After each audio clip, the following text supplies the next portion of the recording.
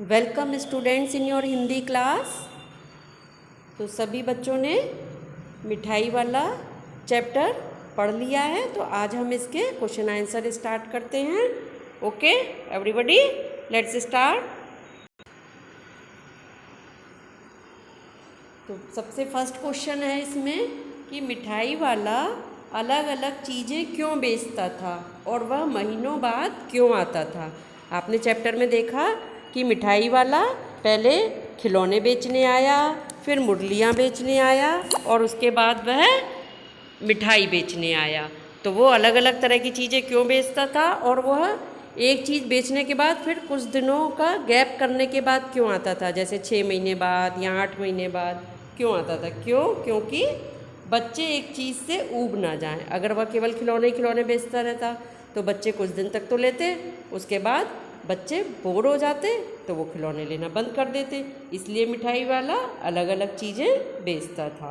और दूसरी बात कि बच्चों में उत्सुकता बनाए रखने के लिए वह महीनों बाद आता था, यानी कि बच्चों के अंदर उत्सुकता इस चीज़ की बनी रहे कि मिठाई वाला या खिलौने वाला नहीं आया, अब कुछ समय बाद आया, अब क्या चीज़ लेकर आया है। तो इस चीज़ की बच्चों के अंदर उत्सुकता बनी रहती है, इसलिए वह महीनों बाद आता था।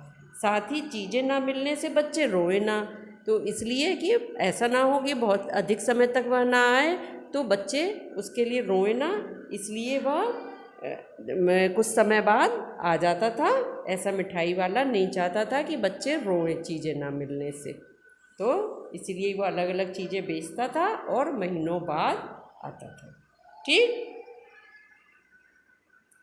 नेक्स्ट क्वेश्चन है कि मिठाई वाले में वे कौन से गुण थे जिनकी वजह से बच्चे बड़े भी उसकी ओर खिंचे चले आते थे।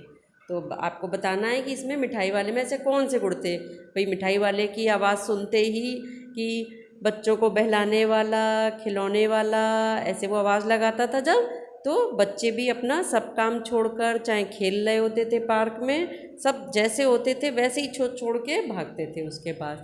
और यहाँ तक कि घर वाले भी उसकी मधुर आवाज़ से प्रभावित होते थे। तो क्या वजह थी, जैसे चुन्नू मुन्नू की माँ रोहिणी उसकी आवाज़ से बहुत प्रभावित हुई कि आखिर क्या बात है, मैं इससे मिलूँ एक बार, मैं इससे एक बार बात करूँ। चलिए आंसर देखते हैं।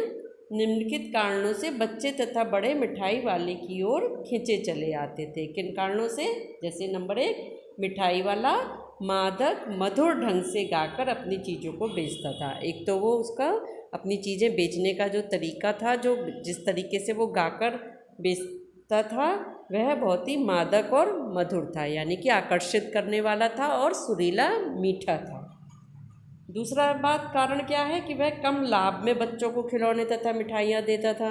वह सिर्फ 2-2 पैसे में चीज़ें देता था या बहुत कम पैसे में ही चीज़ें देता था। किसी बच्चे के पास पैसे नहीं है तो ऐसे भी दे देता था, तो बहुत कम लाभ लेकर बच्चों को चीज़ें देता था। इस वजह से भी यह उसके गुण थे कि बच्चे और सब लोग उसके पास खिंचे चले आते थे। तीसरा कारण, जैसे उसके हृदय में बच्चों के लिए स्नेह था। वह कभी गुस्सा नहीं करता था, कभी भी बच्चों से गलत तरीके से नहीं बोलता था, गुस्सा नहीं करता था और बच्चों के लिए अपार स्नेह रहता था। बहुत प्यार से बच्चों को बहला फुसला कर तब खिलौने बेचता था। चौथी कारण क्या है कि हर बार नई चीज़ लाता था, तो हर बार नई चीज़ लेके आता था, ये भी उसके आकर्षण का कारण रहता था कि सभी बच्चे और बड़े खिंचे चले आते थे कि इस बार देखें क्या नई चीज़ लेकर आया है यह। तो ये 4 कारण लिखे हुए हैं। अगर आपको मन में कोई दूसरा कारण भी आता है तो आप वह भी लिख सकते हैं।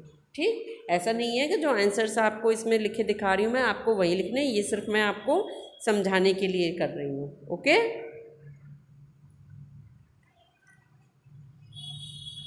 थर्ड क्वेश्चन, विजय बाबू एक ग्राहक थे और मुरली वाला एक विक्रेता। विजय बाबू क्या थे, ग्राहक थे यानी कि सामान को खरीदने वाले, और मुरली वाला क्या था, विक्रेता यानी सामान को बेचने वाला। दोनों अपने अपने पक्ष के समर्थन में क्या तर्क पेश करते हैं। दोनों लोग क्या तर्क पेश करते हैं अपने अपने पक्ष में, यह बताइए।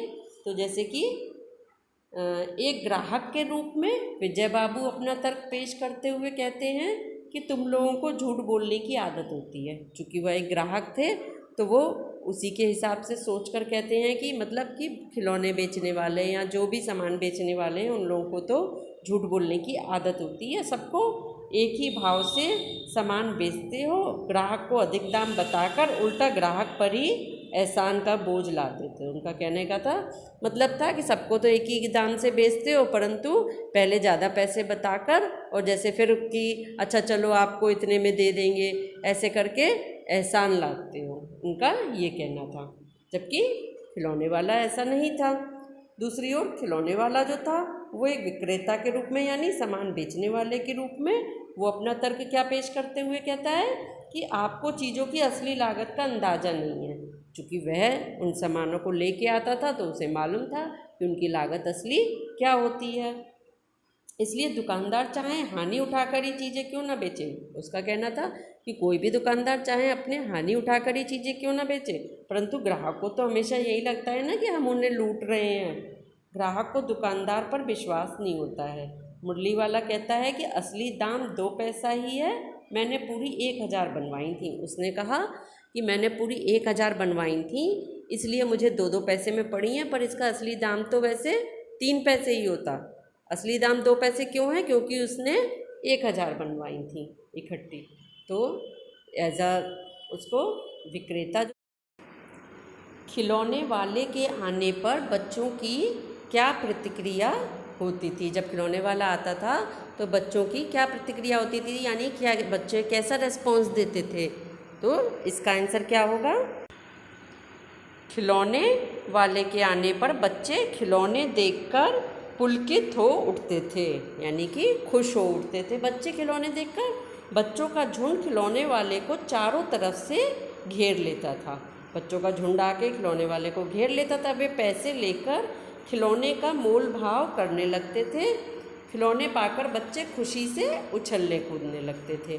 तो वो पैसे लेकर क्या करते थे, खिलौने का मोल भाव, ये कितने का है, ये खिलौना कितने का है, ये कितने में दोगे, और खिलौने पाकर फिर बच्चे क्या करते थे, खुशी से उछलने कूदने लगते थे।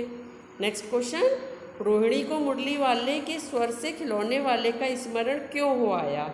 रोहिणी ने जब मुरली वाले का स्वर सुना कि बच्चों को बहलाने वाला, मुरलियाँ वाला, तो उसको खिलौने वाले की याद क्यों आई। तो इसका आंसर क्या है कि मुरली वाला भी खिलौने वाले की तरह ही गा गा कर खिलौने बेच रहा था। एक तो मुरली वाला जैसे खिलौने वाला गा के बेचता था कि बच्चों को बहलाने वाला, खिलौने वाला, ऐसे ही ये भी गा गा कर बेच रहा था। और रोहिणी को खिलौने वाले का स्वर जाना पहचाना लगा, इसलिए उसे खिलौने वाले का स्मरण हो आया। उसे पहचानी हुई आवाज़ लगी, और जैसे क्योंकि उसकी आवाज़ कैसी थी, बहुत ही मादक और मधुर थी, तो इसलिए उसे उसकी याद आ गई। नेक्स्ट क्वेश्चन, किसकी बात सुनकर मिठाई वाला भावुक हो गया था। उसने इन व्यवसायों को अपनाने का क्या कारण बताया। तो किसकी बात सुनकर मिठाई वाला भावुक हुआ था? रोहिणी की बात सुनकर। रोहिणी की बात सुनकर मिठाई वाला भावुक हो गया, क्योंकि रोहिणी ने क्या कहा था कि भैया इतने कम पैसे में तुम्हें क्या मिलता होगा। कहा था उन्होंने कि भाई इतने कम पैसे में खिलौने बेचते हो, तुम्हें क्या मिलता होगा भला, इतनी जगह जगह घूमते हो क्यों। तो फिर यह सुनकर वो भावुक हो गया था। उसने क्या कहा था कि हाँ मिलता क्या है, बस संतोष धीरज हो मिल जाता है, पैसे कमाने के लिए मैं खिलौने नहीं बेच रहा हूँ, ये बात उसने कही थी ना। तो इन व्यवसायों को अपनाने का उसने क्या कारण बताया था कि इस तरह के जीवन से उसे अपने बच्चों की झलक मिल जाती है। उसे ऐसा लगता है कि उसके बच्चे इन्हीं में कहीं हंस खेल रहे हैं। यदि वो ऐसा नहीं करता तो उनकी याद में घुल घुल कर मर जाता, क्योंकि उसके बच्चे अब जिंदा नहीं थे। इसी कारण उसने इस व्यवसाय को अपनाया। पास्ट में उसके साथ, खिलौने वाले के साथ कोई दुर्घटना हुई जिसमें उसके बीवी और बच्चे दोनों खत्म हो गए, जिसकी वजह से उसको बहुत दुख हुआ।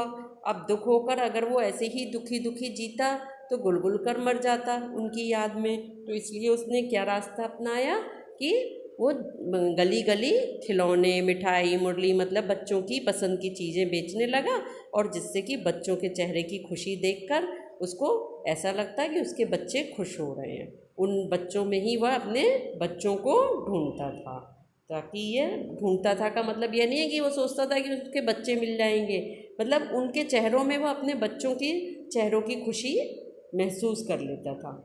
ठीक, नेक्स्ट क्वेश्चन है कि अब इस बार ये पैसे ना लूँगा। कहानी के अंत में मिठाई वाले ने ऐसा क्यों कहा? कब कहा था उसने? जब रोहिणी ने उसकी सारी कहानी सुनी थी, उसके बाद जब उसने अपने बच्चों के लिए मिठाई ली थी तो उसने क्या कहा था? अब ये पैसे ना लूँगा। क्यों नहीं लूँगा? कहानी के अंत में रोहिणी द्वारा मिठाई के पैसे मिठाई वाले ने लेने से मना कर दिया। रोहिणी से मिठाई वाले ने पैसे लेने से क्यों मना कर दिया था? क्योंकि चुन्नू और मुन्नू को देखकर उसे अपने बच्चों का स्मरण हुआ था। चुन्नू मुन्नू को देखकर उसे अपने बच्चों की याद आ गई और उसे ऐसा लगा मानो वो अपने बच्चों को ही मिठाई दे रहा हो। क्योंकि उसकी माँ ने उससे आप बीती सुनी तो वो भावुक हो गया। उस समय उसे अपने बच्चों की याद आ गई और चुन्नू मुन्नू को देखकर उसे ऐसा लगा कि यही उसके बच्चे हैं। तो उसने ऐसा लगा कि वह अपने ही बच्चों को मिठाई दे रहा है। ओके, नेक्स्ट क्वेश्चन, इस कहानी में रोहिणी चिक के पीछे से बात करती है। क्या आज भी औरतें चिक के पीछे से बात करती हैं? यदि करती हैं तो क्यों? आपकी राय में क्या यह सही है? इसमें कहने का मतलब है यह बहुत पुराने ज़माने की कहानी दिखाई है ना। तो पुराने ज़माने में क्या होता था कि औरतें पर्दे के पीछे से ही बात करती थी, सामने आके बात नहीं करती थी। तो इसमें भी ऐसा ही हुआ है। तो आपको क्या लगता है, क्या आज भी ऐसा होता है? और अगर होता है तो क्या ये सही है? आप ही बताइए। आज भी कुछ औरतें चिक के पीछे से बात करती हैं, जैसे ग्रामीण महिलाएं तथा कुछ मुस्लिम परिवारों की महिलाएं भी ऐसा करती हैं। गांव में औरतें ऐसा है कि कहीं कहीं पर कि वह पर्दे की ओट से चिक के पीछे से बात करती हैं। मुस्लिम परिवारों में औरतों को एकदम से सामने आने की परमिशन नहीं होती है, तो वो लोग भी, मुस्लिम परिवार की महिलाएं भी पर्दे की ओट से बात करती हैं, क्योंकि उनमें पर्दा प्रथा का प्रचलन आज भी है मुस्लिम परिवारों में। तो आज के समाज में पर्दा प्रथा सही नहीं है। इसका प्रचलन धीरे धीरे कम होता जा रहा है, क्योंकि इससे महिलाओं का संकोच पता चलता है, जो उनकी प्रगति में बाधक है।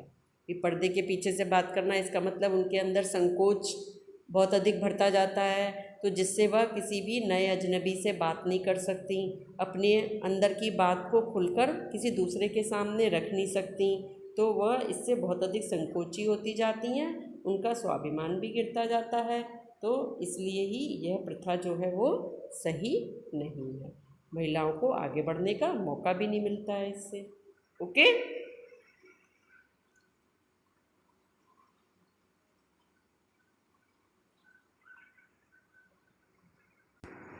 इन सभी क्वेश्चंस के आंसर्स आपको कॉपी पे लिखने हैं। Okay, bye bye.